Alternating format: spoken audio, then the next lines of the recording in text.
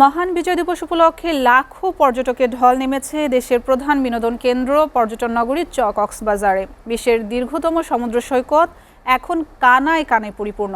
পর্যটকদের নিরাপত্তা ব্যবস্থার জোরদার করছে জেলা প্রশাসন ও ট্যুরিস্ট পুলিশ। কক্সবাজার থেকে আহসান সুমনের প্রতিবেদন।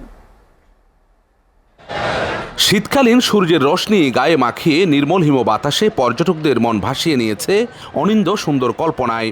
কেউ কেউ নিজেদের বন্দী করেন ছবির ফ্রেমে, কেউ আবার সাগরের বিশালতার ঢেউয়ে নিজেকে ভিজিয়ে নিয়েছেন শেষ বেলায়। তবে সাবধানতা অবলম্বন না করায় কিছুটা ঝুঁকিও রয়ে যায় সমুদ্র স্নানে। সেক্ষেত্রে পর্যটকদের গভীর সমুদ্রে না যাওয়ার পরামর্শ দিয়েছেন লাইফগার্ড কর্মীরা। অন্যদিকে সৈকত ভ্রমণে বিশুদ্ধ উচ্ছ্বাস অনুভূতির কথা জানান পর্যটকরা।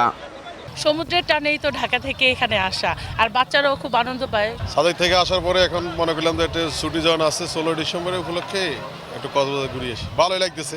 অনেক ভালো লাগতেছে, এই যে ঢেউ, কত মানুষ। আমরা ঢাকা থেকে আসছি, কক্সবাজারে এসে আমার অনেক ভালো লাগতেছে। লাখো মানুষের ভিড়ে এখনো পর্যন্ত কোনো ধরনের দুর্ঘটনা ঘটেনি জানিয়ে পর্যটকদের সমুদ্র স্নানে জোয়ার ভাটার নির্দেশনা মেনে চলার পরামর্শ দিয়েছে জেলা প্রশাসনের অতিরিক্ত জেলা ম্যাজিস্ট্রেট নিজামুদ্দিন আহমেদ। অন্যদিকে প্রত্যাশিত পর্যটক আসায় খুশি পর্যটন সংশ্লিষ্ট ব্যবসায়ীরাও।